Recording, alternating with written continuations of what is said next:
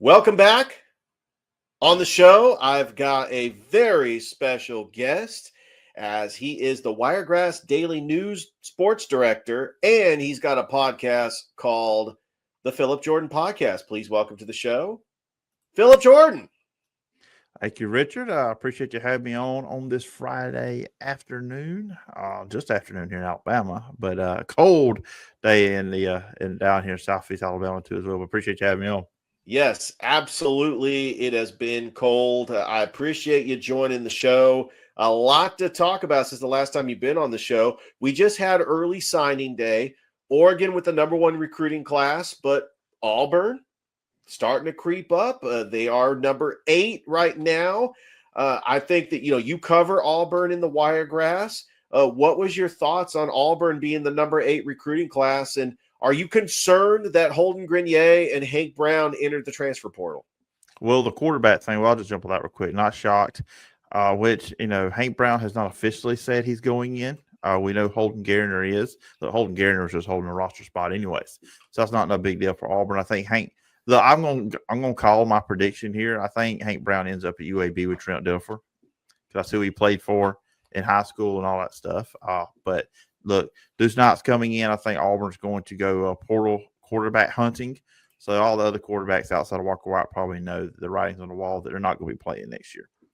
Recruiting-wise, Auburn actually lost some traction. Hugh Freeze was probably hoping this was going to be a top 5, top 3 class. Yeah. Go 5 and 7, but look, still finishing, different recruiting things they're going to have. You said 8. Some are going to have them at 6. Just depending on which one you look at. Still top 10, really good class coming in. But at the end of the day, that comes down to what are you going to do on the field. He's done good. His first now 3 recruiting classes, trying to flip the roster of talent. He's going to have to do the same thing in the portal. They have some needs there.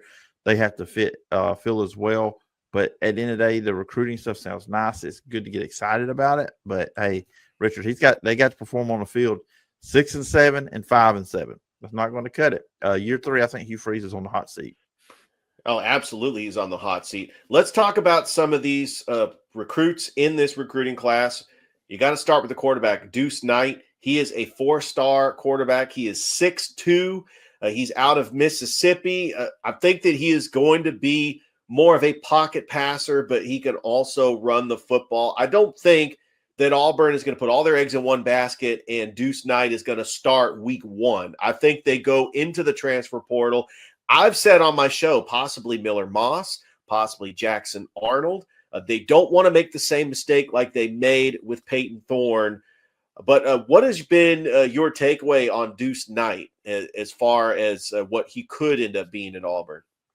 I mean, obviously, he is a talent. I mean, you can see it. If you watch his highlights and just reading some of these scouting reports on him, he is a guy that likes, he's a pocket passer, but he also has the athleticism if needed to. And he's not like an athletic quarterback. It's, okay, my read 1 is down, let me go run. He's going to look all over the field. He's going to try to, distribute the football. So that's the good thing with him. But obviously, it's a developmental part, too, of it. He's not – you're right. True freshman, you do not want to put him out on the field. If he's starting for next year, Auburn, to start the season, I'm very concerned about the quarterback room there at Auburn. Because, again, the portal – and another name, I don't necessarily think this guy would come into Auburn to start out of the portal, but he could be an emergency-style quarterback or somebody that Hugh Freeze could lean on if needed. Caden Salter. who entered the portal out of Liberty. Of course, he was playing for Jamie Chadwell last couple of years, but he did play for Hugh Freeze at Liberty, knows what Hugh Freeze expects. I'm not saying he would come in to be the starter necessarily, but perhaps maybe if he's not getting a lot of fielders, okay, he thinks he's not going to be a starter at a big school, come in Auburn, kind of more be the second string quarterback, kind of help these other quarterbacks along too as well. That's another name to look out for too. If I'm an Auburn fan, I would not be excited about Jackson Arnold. I think it's Peyton Thorne 2.0. I mean, I just don't. He has not showed. And look, I'll say this: Oklahoma does not have a lot of healthy talent at receiver this year. That was one of the things that hampered them throughout the year was injuries at wide receiver, just not having talent there. Obviously, he's going to have more talent at receiver at Auburn, aka Cam Coleman, but he just did not show me anything as a passer. I mean, he's a good runner, but Miller Moss probably more kind of something you would want to see. But Richard, I think we're going to get some surprises. I mean, I think when that thing opens up next week on Monday, I think we're going to see some quarterback surprises. But Auburn's going to have to open up the checkbook. That's going to be the most important part of getting a quarterback in that can at least hold the spot for a year until Deuce Knight is ready. Well, one bright spot from the Auburn Tigers was their defense, and they ended up getting some more improvement on the defensive line. Malik Autry, a 4-star defensive tackle from Opelika. I got a chance to see him play football in the Chattahoochee Valley. And then Jacaleb Falk from Highland Home, a 4-star linebacker. I also think they've improved the offensive line, going to get Khalil Ellis and Broderick Scholl. I mean, these are hits and misses. I mean, we don't know if these players are going to pan out, but one player that I was really excited about was Alvin Henderson. He broke the rushing record for rushing yards in the state of Alabama. He played at Elba. That's kind of in the Wiregrass where you cover. I saw him play against Glenwood and Alvin Henderson. You cover him in the Wiregrass. What's your thoughts on the impact that Alvin Henderson can make for the Auburn Tigers? He's a very tough runner. I talked to Coach Sieving a lot this past year, really the last couple of years on the Wiregrass High School Football Report and other podcasts I do. And Coach Sieving always talks about Alvin Henderson when he's just a great teammate. He's there for his team. You know, he loves all the, you have all the accolades, but he's there for his team. But he's an explosive player. He's a good kick returner, so you can put him there year one. He's a physical player, but also he can outrun you too as well. I kind of do slightly want to see how the transition from playing, look, he was great in high school at Elba, but going from 1A football to playing in the SEC, that's a huge jump, just the adjustment for him there. But he's a tremendous talent at the position. Offensive line has been an issue. Tackle has been an issue for Auburn. How many times did you see Auburn have the ball late in the game with a chance to maybe have a game-winning drive? Offensive line couldn't hold up, and Peyton Thorne's getting sacked. Now, some of that was on Peyton Thorne holding on to it too long. But that's a key part of getting this team better. I feel like they do need to get the defensive line was an issue. I don't feel like they can just generate pass rush with the front four. They had to bring blitz, bring extra guys. But now you get some more talent in that can maybe help with that down the road. But, but back on Alvin Henderson, very excited. He initially committed to Penn State. Auburn flipped him. I'm sure there were some people trying to flip him back somewhere else coming into it. I know back to Deuce Knight, I know Ole Miss was trying to flip him. But Lane Kiffin was unsuccessful with that. But, Alvin Henderson, great talent, though. And from everything I've heard from Coach Stephen in our conversations, that he will be a great teammate and a great locker room player for the Auburn Tigers. Also, another team you cover in the Wiregrass is the Alabama Crimson Tide. Some people say this is a down year. I still think they're going to get in the college football playoff. They have a number 5 recruiting class. They got the 5-star quarterback out of Texas, Keelan Russell. I still think Jalen Milroe goes to the NFL. Ty Simpson is going to be the starter next year, but Keelan Russell, if he's good enough, might end up winning the starting job.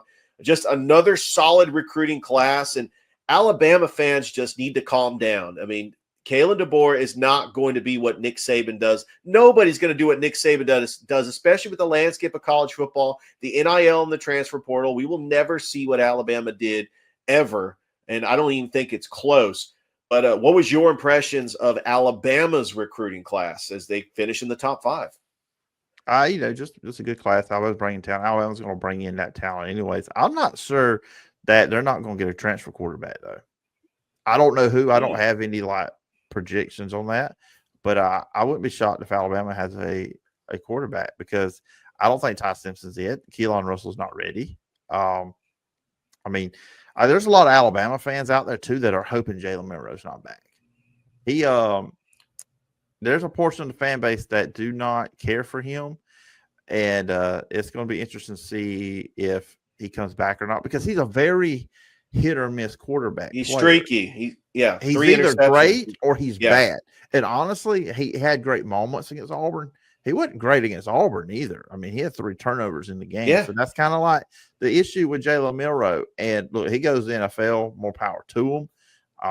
I don't see him as a starting quarterback. I mean, I think he's going to be a player who's going to change positions because I just don't see him being a quarterback in the NFL. I haven't seen it since he's taken over last year quarterback. But yeah, I think some Alabama fans won't be hurting. Their feelings won't be hurt if that happens. And of course, Georgia with the number 3 recruiting class. Once again, Kirby Smart brings Georgia a great class, especially on the defense. Isaiah Gibson, Elijah Griffin, a defensive end and a defensive tackle, both 5-star athletes. Justice Terry, we cover him in Manchester. He is still undecided. A lot of people think Justice Terry is going to commit to Georgia. That would just boost a defensive line that's going to miss Mykel Williams. He is going to be a top 10 draft pick. I'm really excited that, early signing day, it kind of loses its lackluster because I guess you could say the real signing day is in February, but what are some of the benefits to having this early signing day in December compared to it being like a national holiday in February like it once was?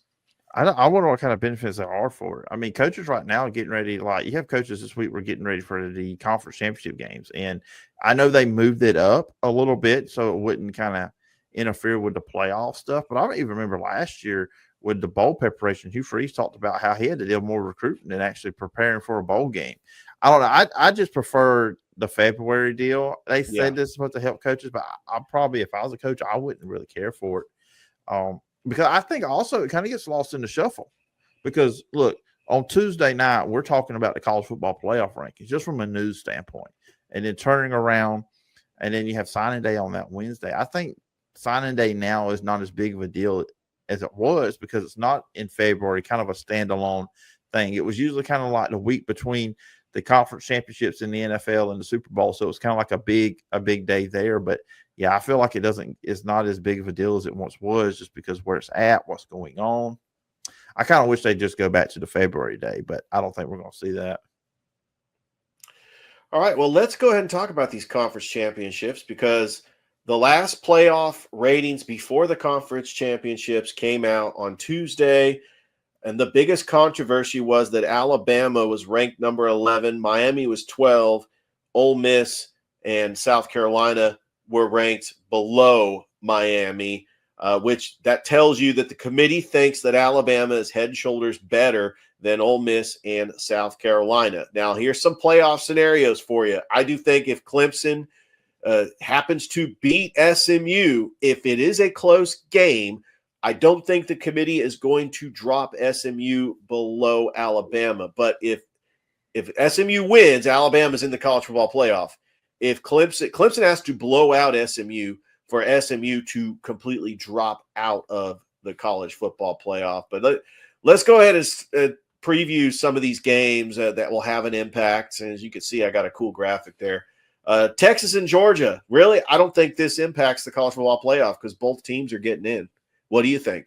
Well, it's still important from seeding because then you don't play that first week, that first round. I mean that's the thing. This weekend, most of the games this weekend are about seeding. Now, the Big 12 championship game, that winner goes to the playoff. Of course, you mentioned the Clemson SMU game. That's got a lot riding on it. But this game here, I think if Georgia beats Texas, which I'm picking Georgia to win this game, I think Georgia's going to beat them again. But just say that does happen. I just think they flip. I think Georgia goes to 2 and then Texas will drop the 5. That's just kind of how I feel about it. I think Georgia will dominate on the line of scrimmage once again. Carson Beck has been playing better last few weeks, not throwing the interception as he has been. But yeah, this game, I still say people say it doesn't matter. I think it does, just not from, hey, you win, you get into the playoff, you lose, you're out. Because I think if Georgia has 3 losses, they're still in. They're not going to drop them from 5 all the way out of the playoff if they lose a game, because then you can always have the argument, well, Georgia beat them in the regular season. In Texas, they split.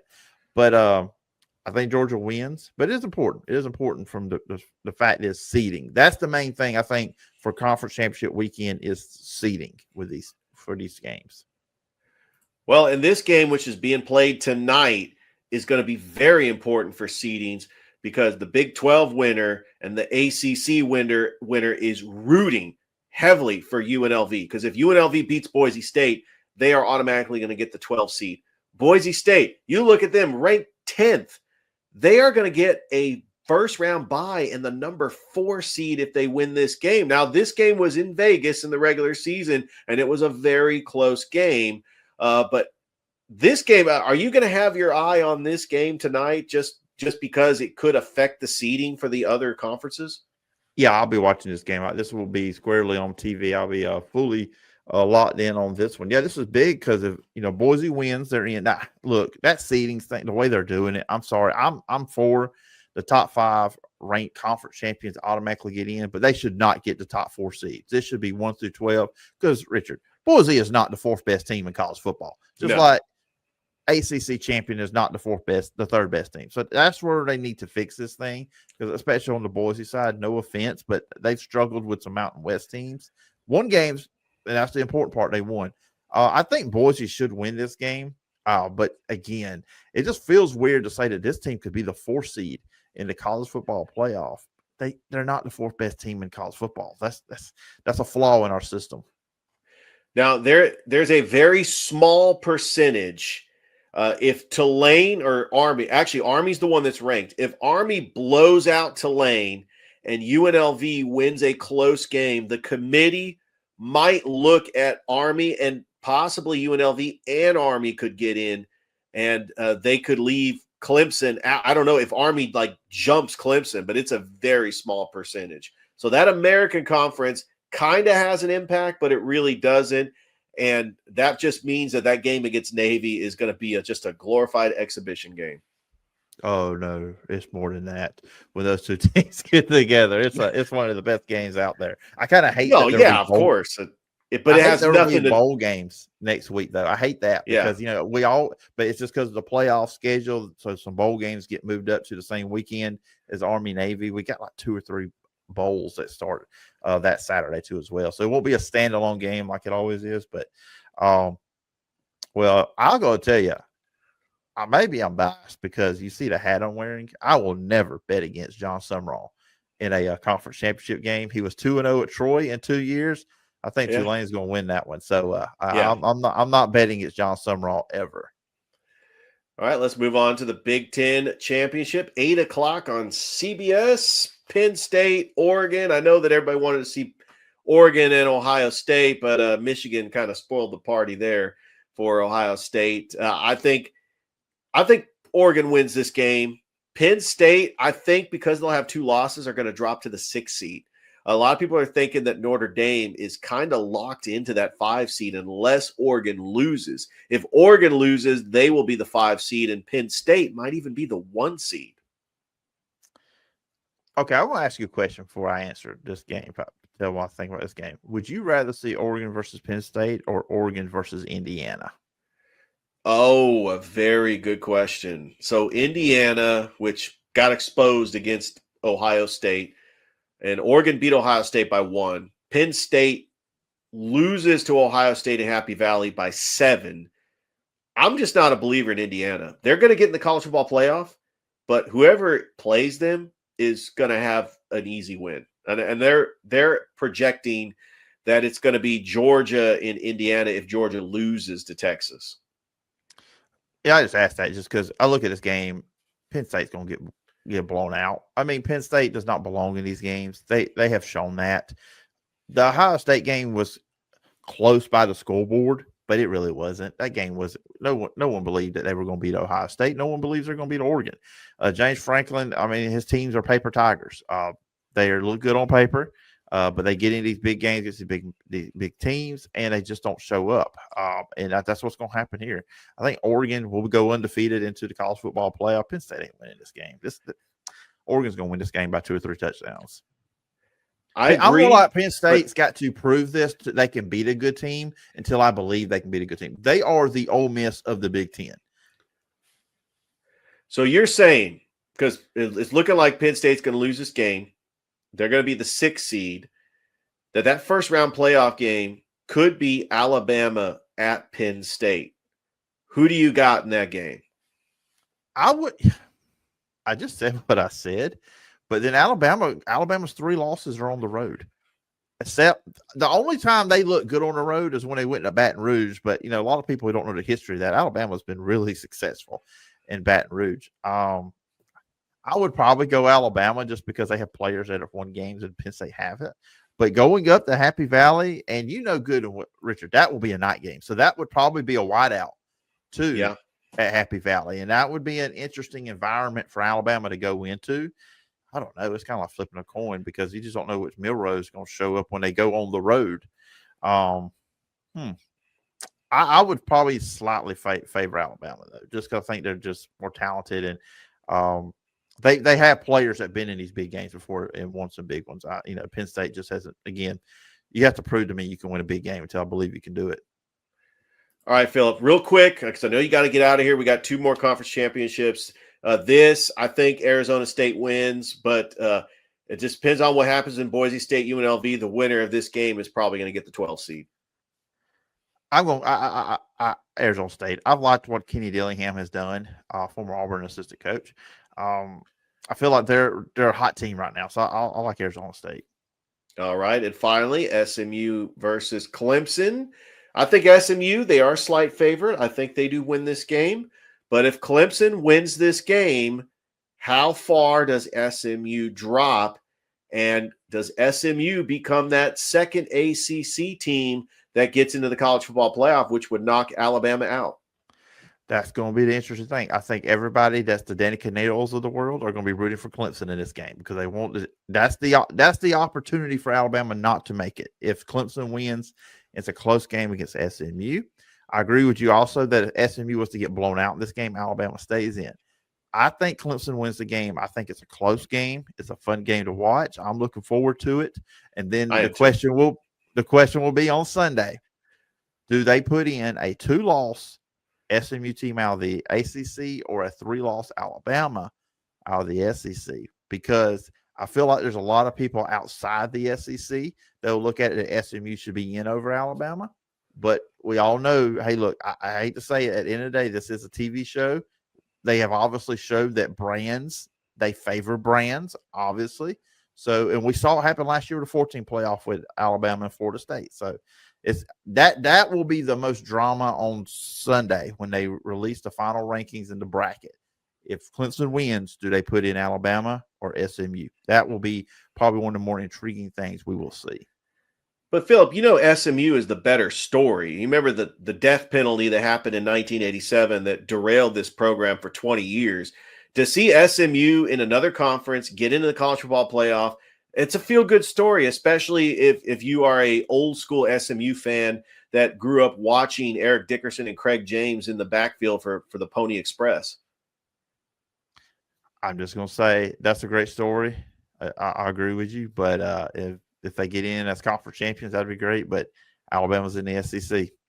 Yeah, let's hope they win because I want to see SMU in this thing. Phillip, it's always great having you on the show. Before I get you out of here, tell everybody how they can listen to your podcast and how they can follow you. The Phillip Jordan Podcast on all your favorite podcast platforms. Of course, writing, covering Auburn, Flashboard, college football. But go check us out if you're interested in what's going on in the Southeast Alabama area. Go check out the website, Wiregrass Daily News, and also our Facebook page. Go check us out. Constant news over there. We've got a few sports stuff going on where I'm the sports director. And, hey, if you just want to follow me on social media, hit me up, P. Jordan SEC. Nobody covers the Wiregrass like Phillip Jordan. Thank you once again for being on the show, and always looking forward to it, and I look forward to having you back on. Absolutely. I look forward to it as well. All right, that was Phillip Jordan. Thank you so much for watching another episode. And I hope you have a great weekend. Enjoy the conference championships. We'll see you back here on Monday. Have a good rest of your weekend, everybody.